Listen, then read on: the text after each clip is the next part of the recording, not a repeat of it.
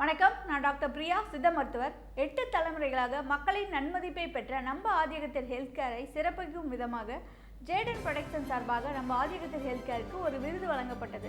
8 generation for Siddha legacy அவார்டும் வழங்கப்பட்டது. சித்த மருத்துவத்தை அரணாக செய்து மக்களின் நலன் காக்கும் மருத்துவர் பிரியா முருகராஜை வாழ்த்துகிறோம். அவருக்கு ஜேடன் ப்ரொடக்ஷனின் star icon of India 8th generation for Siddha legacy அவார்டை வழங்கி கௌரவிக்கிறோம். வாழ்த்துக்கள்.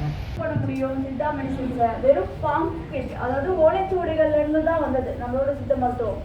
அதை எப்படி இப்போ சயின்டிஃபிகலி ப்ரூவட் தென் வேர்ல்டு வைஸ் எப்படி நம்ம அதை கொண்டு போகலாம், அந்த மாதிரி நம்ம வந்து சயின்டிஃபிகலி எப்படி, ஏன்னா இப்போ வந்து சயின்டிஃபிகலி நம்ம எப்படி கொண்டு போகிறோமோ அதை தான் வந்து எல்லாருமே அக்செப்ட் பண்ணிப்பாங்க.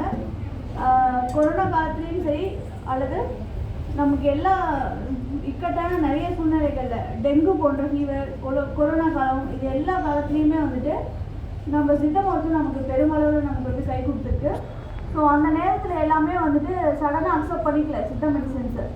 இது வந்து சயின்டிஃபிக்கலி எங்களுக்கு மாலிகுலர் வைஸ் எப்படி வந்து ஃபங்க்ஷன் ஆகுது அப்படின்னு சொல்லி நீங்கள் ப்ரூவன் பண்ணால் மட்டும்தான் இதை அக்செப்ட் பண்ணிப்போம் அப்படின்னு சொல்லி வேர்ல்டு வைஸ் நிறைய ரிசர்ச் பேப்பர் சப்மிட் பண்ணதுக்கு அப்புறம் தான் வந்து சித்தா மெடிசன்ஸ் வந்து அக்செப்ட் பண்ணிக்கிட்டாங்க. ஸோ சித்தா மெடிசன்ஸ் வந்து வெறும் நம்ம ஓலைச்சுவடியிலோ அல்லது அந்த காலத்துலாம் பார்த்திங்கன்னா குருகுல கல்வி தான் இருந்தது. ஸோ அது இப்போ காலேஜாக கொண்டு வந்தது 1917 அப்புறம் தான் அது வந்து காலேஜாக வந்து கொண்டு வந்தாங்க. இப்போ வந்து அது காலேஜில் நம்ம படித்தாலும் கூட அது வந்து இன்னும் நிறைய மெடிசன்ஸ் வந்து சயின்டிஃபிக்கலி ப்ரூவனாக இல்லாமல் தான் இருக்குது. ஸோ நிறைய ரிசர்ச் பேப்பர் வந்து அதுக்காக நான் சப்மிட் பண்ணிகிட்டு இருக்கேன் இப்போ வரைக்கும். ஸோ 8 தலைமுறையாக நம்ம இதை பண்ணிகிட்ருக்கோம்.